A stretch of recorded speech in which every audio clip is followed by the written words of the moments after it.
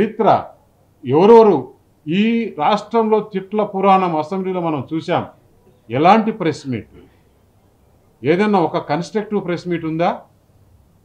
సజ్జల రామకృష్ణారెడ్డి ఏం మాట్లాడతాడు, కొడాలి నాని ఏం మాట్లాడతాడు, వంశీ ఏం మాట్లాడతాడు, ఆ పేరుని నాని ఏ విధంగా ప్రెస్ మీట్లు పెట్టాడు, ఇంకొకతను ఉన్నాడు రమేష్ అని కృష్ణా జిల్లా మంత్రిగా ఉన్నాడు, అతను ఏ విధంగా ప్రెస్ మీట్లు పెట్టాడు, మీ ఎమ్మెల్యేలు ఏ విధంగా ప్రెస్ మీట్లు పెట్టారు, ఏ విధంగా రెచ్చగొట్టారు, అప్పుడు మహిళలను ఏ విధంగా మాట్లాడారు, చంద్రబాబు నాయుడు కుటుంబ సభ్యుల్ని కూడా ఏ విధంగా మాట్లాడారో ఇవన్నీ మర్చిపోయారా జగన్మోహన్ రెడ్డి గారు?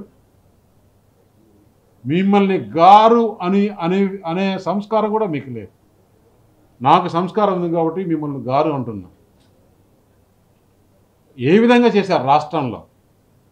ఒక పక్క దౌర్జన్యాలు, ఇంకొక పక్క అవినీతి. అవినీతి అంతటితో అయిపోలేదు. ఇప్పుడు లిక్కర్లో ఒకటే జరిగింది. నేను మన ఆంధ్రప్రదేశ్ ముఖ్యమంత్రి గారు చంద్రబాబు నాయుడు గారికి చాలా లెటర్లు రాశాం, మళ్ళీ విన్నవించుకుంటున్నా. మీరు 1924లో రాష్ట్రంలో జరిగిన ప్రతి ఒక్క అవినీతి గురించి కూడా ఎంక్వైరీ చేసి, ఒకవేళ రాష్ట్రానికి సరైన పోలీస్ సిబ్బంది లేకుండా బిజీగా ఉంటే మీరు కేంద్రాన్ని కోరండి, సిబిఐని కోరండి, ఈడీని కోరండి, మేము వస్తాం, కూటమి తరఫున అందరం వెళ్దాం.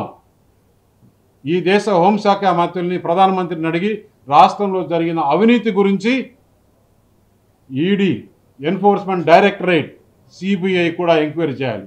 ఇసుకలో రోజు మనం పేపర్లో చూస్తున్నాం, మొదటి నుంచి చెప్తున్నాం, ఇసుకలో ఏ విధంగా అవినీతి జరిగింది, దానికి అప్పుడు మంత్రులు ఎవరు, దీనికి ఆఫీసర్లు ఎవరు, వారందరినీ కూడా బాధ్యత వహించి ఈ రాష్ట్రానికి జరిగిన అన్యాయాన్ని, అవినీతి డబ్బులను తెచ్చి కక్కించాలని చెప్పేసి కోరుతున్నా.